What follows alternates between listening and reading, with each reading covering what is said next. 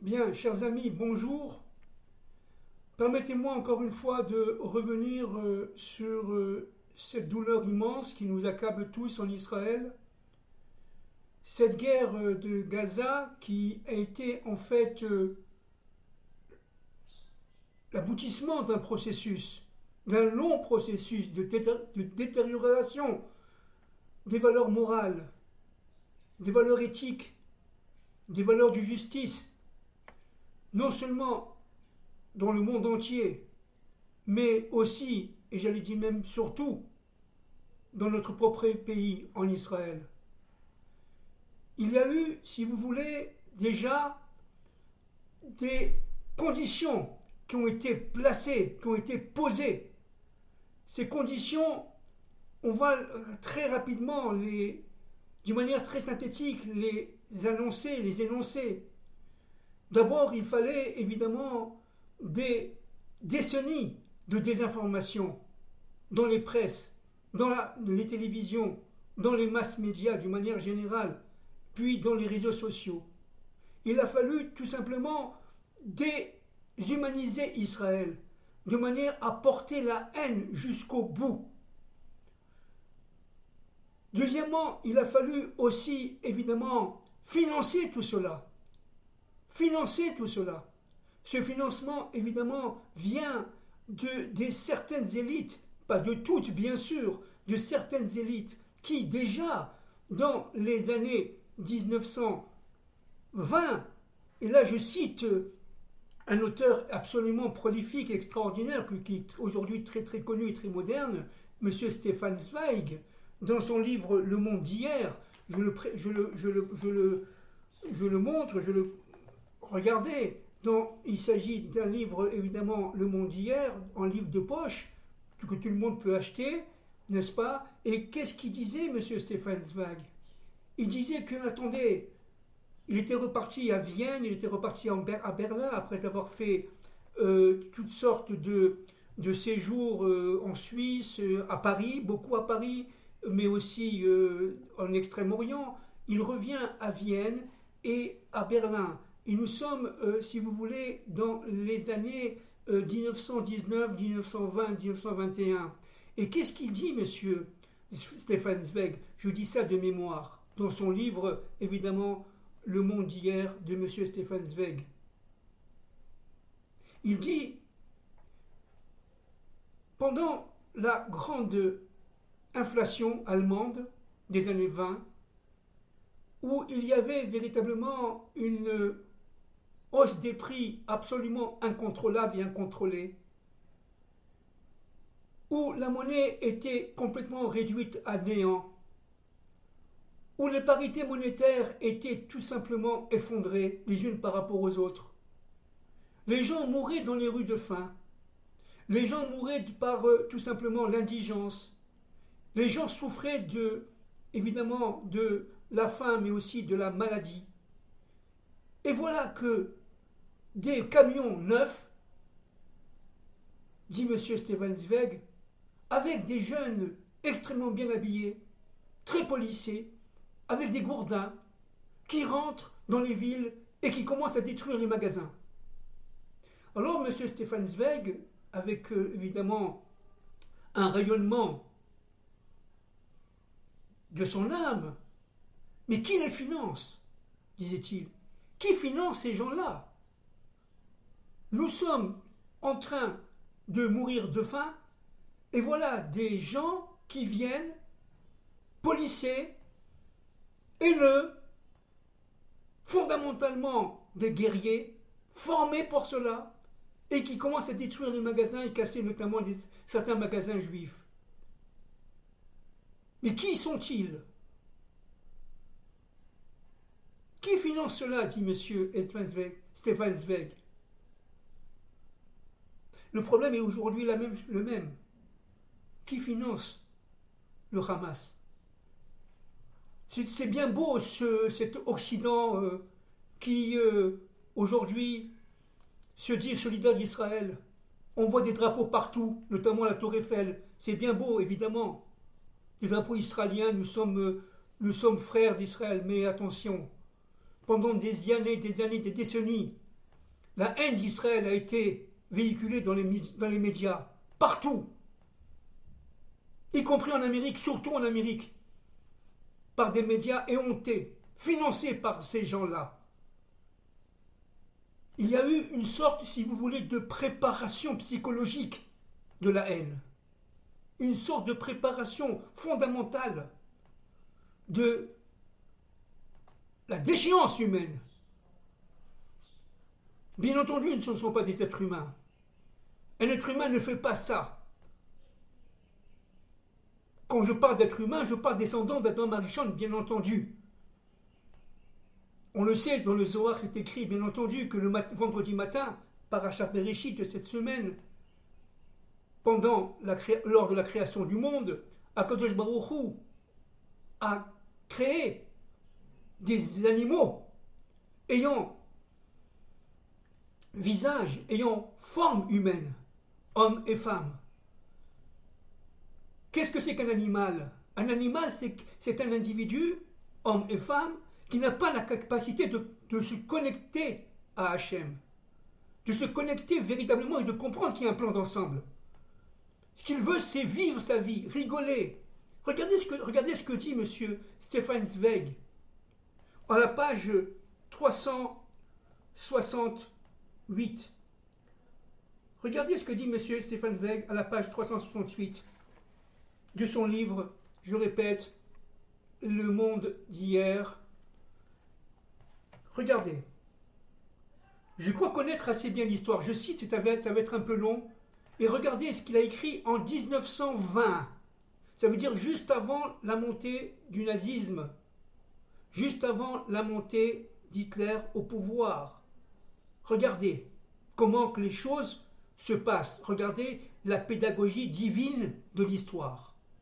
On a l'impression que ce texte a été écrit hier, il y a 100 ans. Il a été écrit il y a 100 ans. Regardez. Je crois connaître assez bien l'histoire, mais elle n'a jamais produit une époque où la folie eût pris des proportions aussi gigantesques. Une époque évoquant à ce point un asile d'aliénés. Toutes les valeurs étaient altérées, et non pas seulement dans l'ordre matériel. On se riait des ordonnances de l'État. On ne respectait plus aucun principe, aucune morale. Berlin se transforma en Babylone du monde. Berlin se transforma en Babylone du monde. Or, nos maîtres disent, c'est ou Babylone qui gagne, ou Jérusalem qui gagne.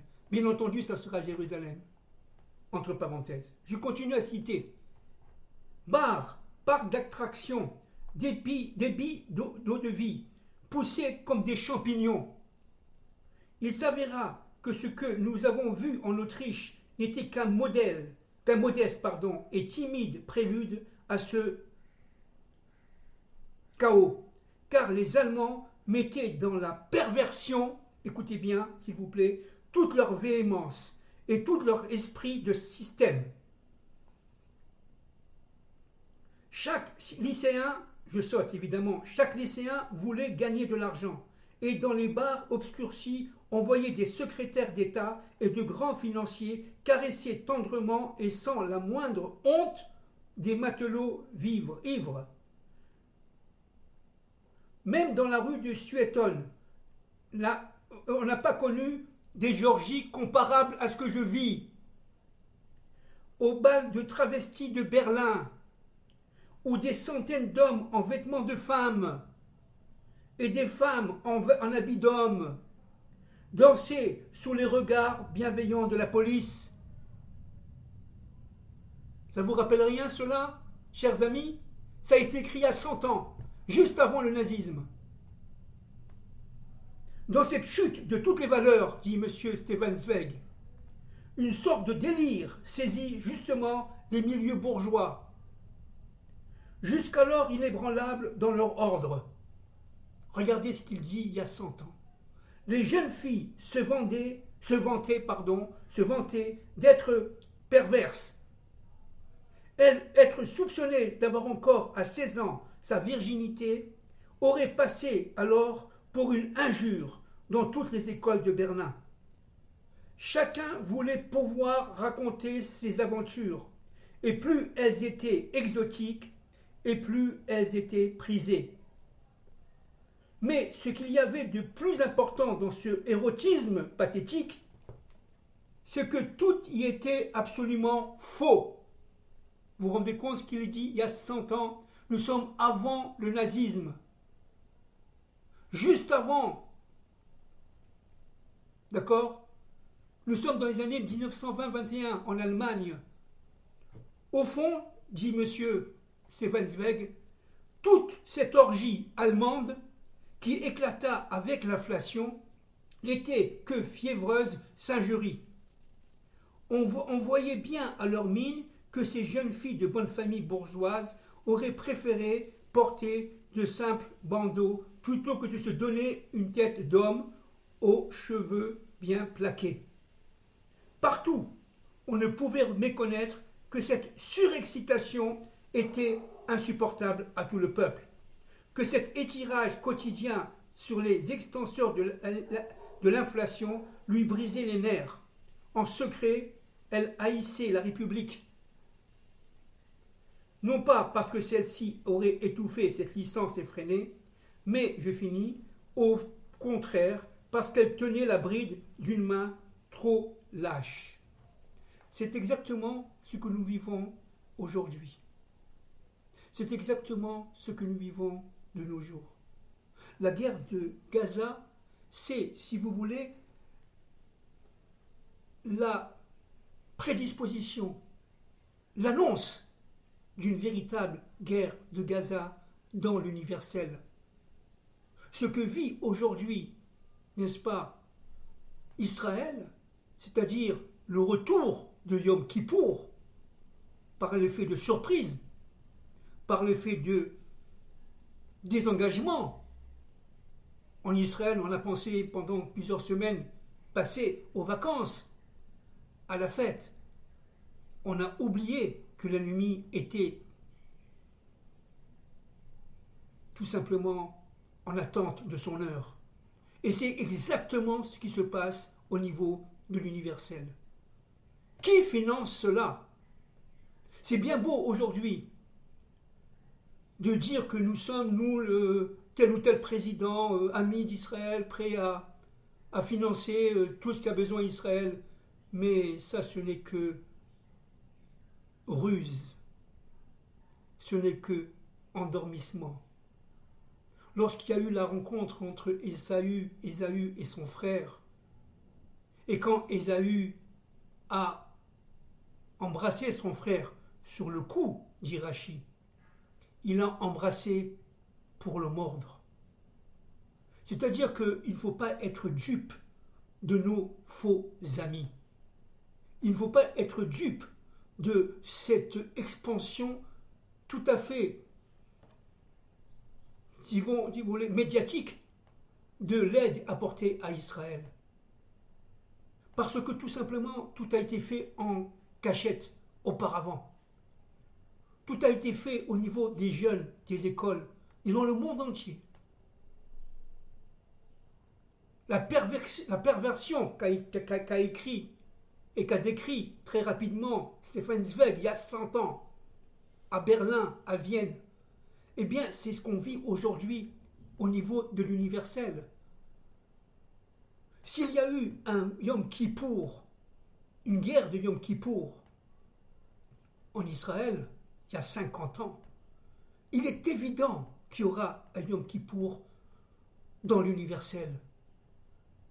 L'universel va être pris par surprise.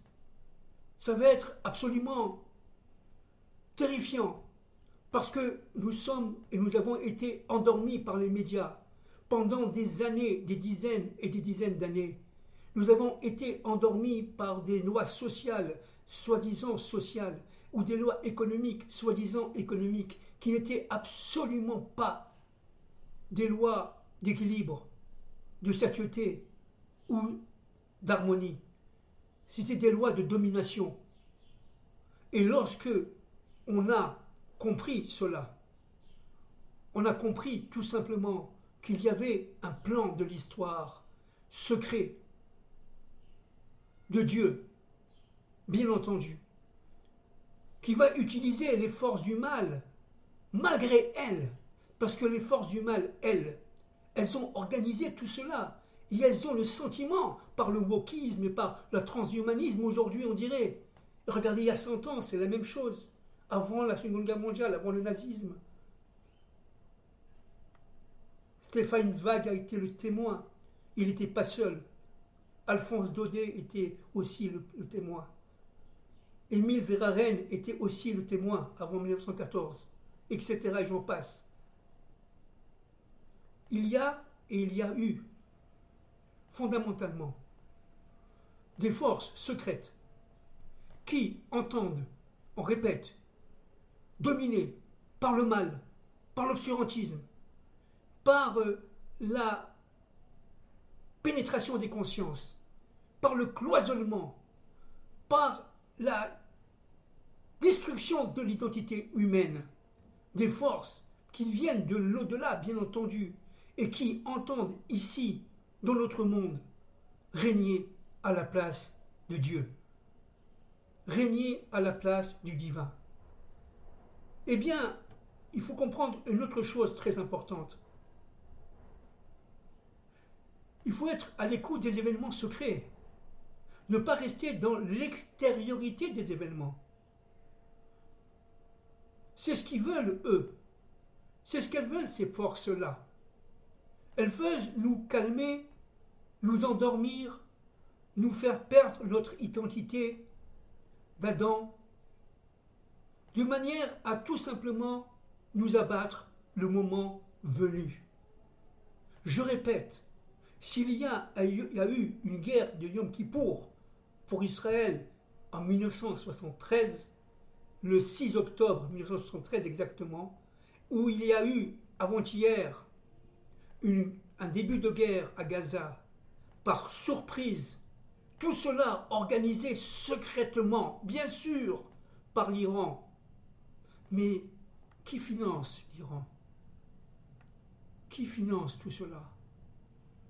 Comment se fait-il qu'ils ont été organisés et formés? C'était des soldats aguerris qui sont rentrés en Israël avant-hier et hier, et qui sont aujourd'hui en train de se battre dans les rues de nos villes. Qui les a formés? Qui les finance? Dit Stefan Zweig il y a 100 ans. Vous comprenez? C'est-à-dire qu'en fin de compte, là, il y a un retour de l'histoire. Certes, évidemment, ce ne sont pas les mêmes événements, mais au niveau de la méta-histoire, au niveau du cycle historique, il y a véritablement suite. Les événements perdurent. Elles se cachent et elles ressortent.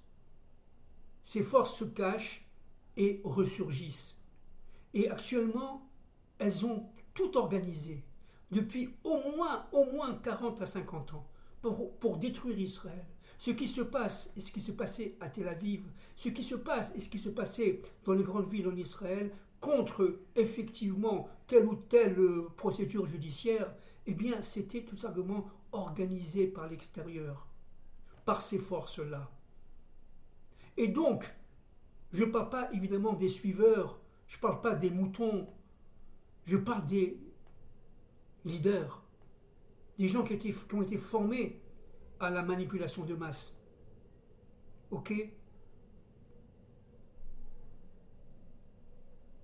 Et quand j'étais en sociologie à l'université de René Descartes de Paris, nous avons étudié énormément les phénomènes d'aliénation de masse à travers des livres extraordinaires, comme celui de M. Marcel Mauss, etc., ou Elias Canetti, de cette époque-là, de ces époques-là, et même d'avant. C'est-à-dire que ce n'est pas d'aujourd'hui tout cela. La manipulation de masse n'est pas nouvelle. Elle a commencé déjà, même avant la Révolution française. La Révolution française a été pétrie de manipulation de masse.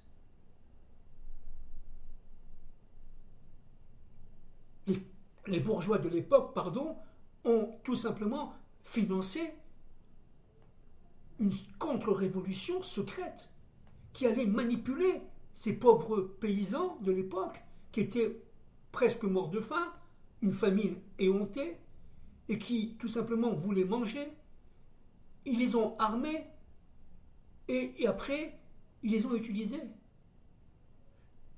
Vous comprenez que les forces d'il y a 250 ans, ou 220 ans, ou 210 ans, ou il y a 100 ans, comme monsieur, effectivement, Stefan Zweig, sont aujourd'hui encore en vigueur, plus que jamais, mais pas seulement en France, pas seulement en Israël, dans le monde entier. Dans le monde entier. Je répète ce que je dis. Le but, c'est de détruire le rapport entre Adam Rishon et son Dieu. Et par l'intermédiaire d'Israël, détruire Israël pour détruire le monde, disait son Adam Rishon. C'est cela le problème. C'est cela la véritable révolution. Je voudrais, juste pour finir, citer dans mon livre, bon, je l'ai souvent cité, mais c'est important, c'est à propos aujourd'hui. Aujourd'hui, où on voit des drapeaux en Europe, soi-disant d'amitié avec Israël, après avoir, pendant de nombreuses générations, depuis 1973 minimum, depuis les accords de Rabia, minimum, secret, entre Giscard d'Estaing et les pays arabes, depuis la conférence de Khartoum en 1868, ça a été manipulé. Les mass médias ont été manipulés, ont été rachetés par ces forces-là, progressivement. Et l'État qui est sous la domination de ces forces-là finance aujourd'hui, y compris en Israël d'ailleurs, ces médias. Regardez ce que disait M. Stéphane Jouffat, dans mon livre Au-delà de la nuit, hein, bon, page 181. Stéphane Jouffat, je cite, relève le travail sourd, secret, infâme de cette désinformation. Et il prend l'exemple de la France. Désinformation de manière à combattre le plan divin. Je cite, la France mène une guerre froide contre l'État hébreu, sans que ce dernier ne riposte et le conduise à son tour contre l'action belliqueuse de l'agresseur.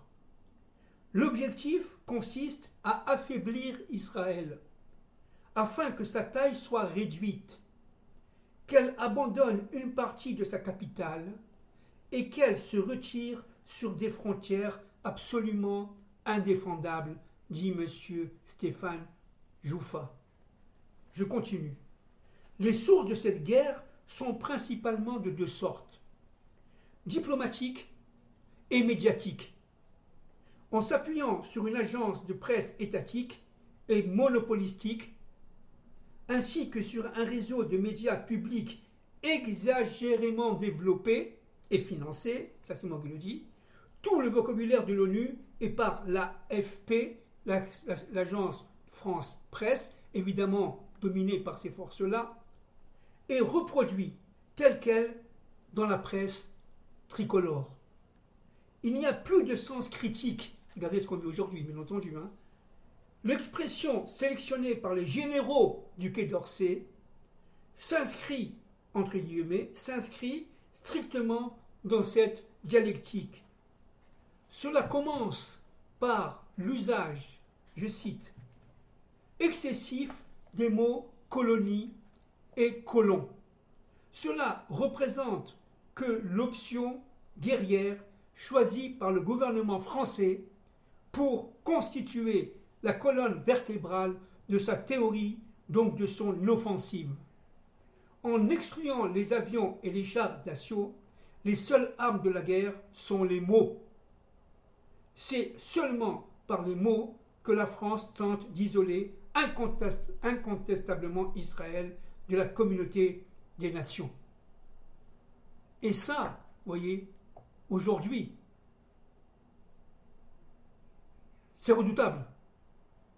Parce que Dieu connaît, sonde les cœurs et les reins.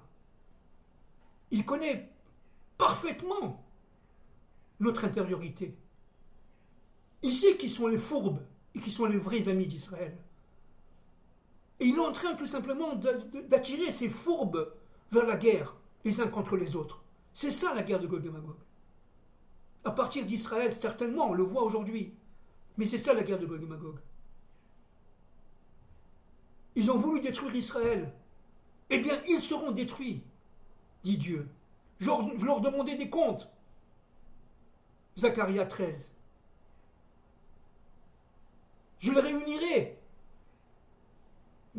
par les pays du Nord. Ereskiel 37, 38, etc., etc. C'est-à-dire que, attention, chaque fois qu'une nation, chaque fois qu'un être cherche à détruire Israël, il augmente la colère divine. Il y a de nombreux midrashim là-dessus qui sont terribles, absolument terribles. À chaque fois qu'il y a un mot d'antisémitisme dans le monde, à chaque fois qu'il y a un mot de perversion dans le monde, à chaque fois qu'il y a une désorganisation de l'identité humaine dans le monde, eh bien, tout simplement, Akadosh Baruch Hu, dit le Midrash, il se remplit d'une couche de vêtements supplémentaires. Et lorsque le vêtement est terminé, alors Akadosh Baruch Hu sort de son trône et détruit tout. Midrash. Il demandera des comptes aux nations. C'est facile aujourd'hui de dire nous sommes amis d'Israël, l'Europe, amis d'Israël. L'Europe a cherché et cherchera toujours à empêcher Israël de faire son travail.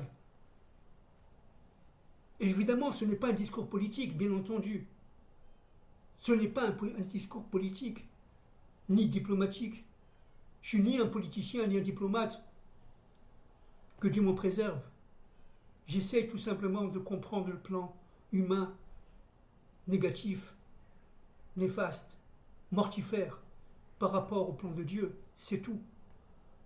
Akadosh Baruch Hu est en train de réunir les armées les unes contre les autres. On ne le voit même pas. On part en vacances, on rigole, on achète, on est dans la société de plaisir, de consommation, comme en 1921. Comme en 1921 à Berlin. Vous comprenez? Et cela, nous étions la veille du nazisme. Les forces du nazisme reviennent aujourd'hui. Les forces du nazisme sont en train de s'épancher et de rayonner dans le monde entier, certes avec sourire, avec cachette, avec ruse, mais d'une manière implacable.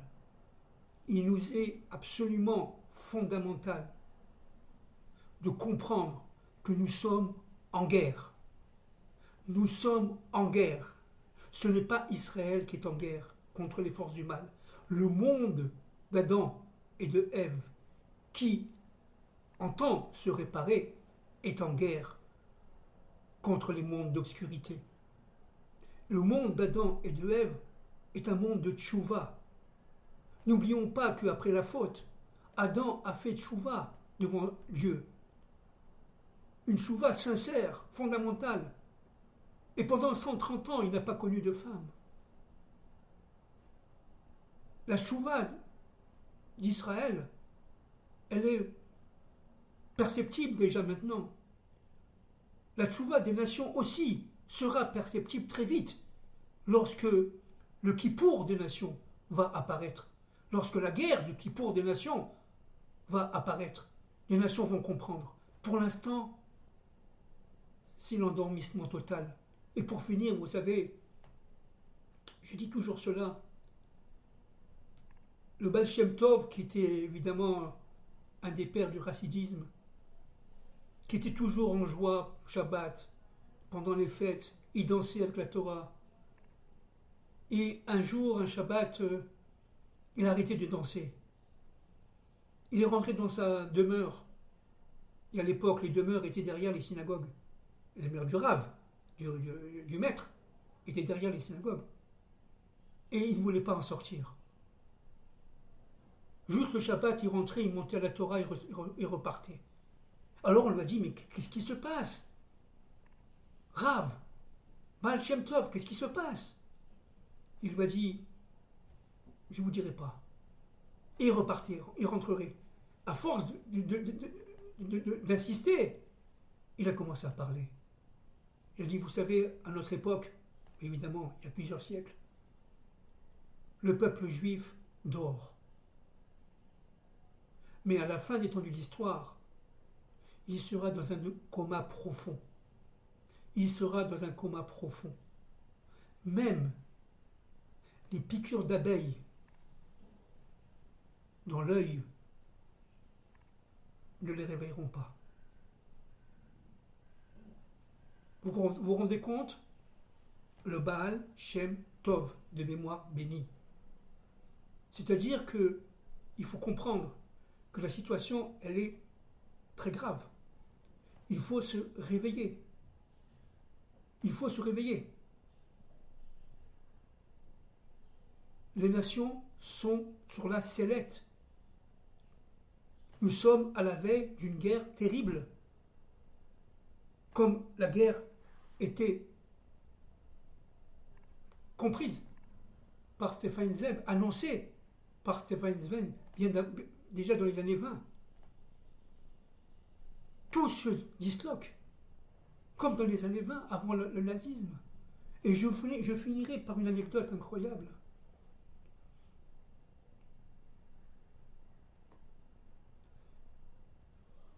Monsieur Stéphane Zweig était ami notamment de Alphonse Daudet. Il était ami de gens, notamment en France, qui étaient seuls, qui étaient tout simplement uniques, parce que on les prenait tout simplement pour des demeurés, presque des fous. Alphonse Daudet habitait dans une mansarde au fin fond d'un immeuble de Paris. Et quand il descendait, il est toute la journée en train d'écrire. Et quand il descendait pour acheter un pain, la boulangère disait, ah, voilà le fou. Et nous sommes en 1914, quelques mois avant la Première Guerre mondiale. Stéphane Zweig lui dit, mon ami, regarde comme c'est joli, tout est en fête. Nous sommes 2 mois avant la Première Guerre mondiale. Le carrousel, tout est en joie. Et ils étaient en train de marcher au Luxembourg, au jardin du Luxembourg. Et son ami le regarde en lui disant, en pleurant, il avait les larmes aux yeux, en disant, ce qui vient là, la guerre va être terrible. Absolument terrible. Nous sommes à la veille d'une guerre mondiale absolument terrible. Et Stéphane Zweig ne comprend pas. En disant, mais mon ami, tu es sûr de ce que tu dis? Et son ami lui répond, oui. Les prophètes sont toujours seuls. Souvent considérés comme des fous, comme Jérémie l'était, comme Isaïe l'était. Que Dieu vous protège. Soyons forts, soyons unis. Soyons ensemble. Ensemble. Parce que l'unification d'Israël ne pourra se venir que par le Messie. Ne croyez pas que ce qui nous arrive, c'est parce que le peuple n'est pas uni. Le Maral de Prague le dit très très bien. Le peuple d'Israël sera uni qu'avec la sortie du Messie. Parce que chacun dans le peuple d'Israël représente un monde.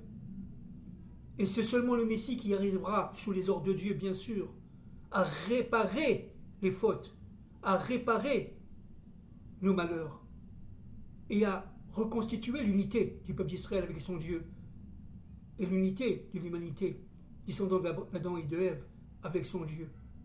Merci beaucoup.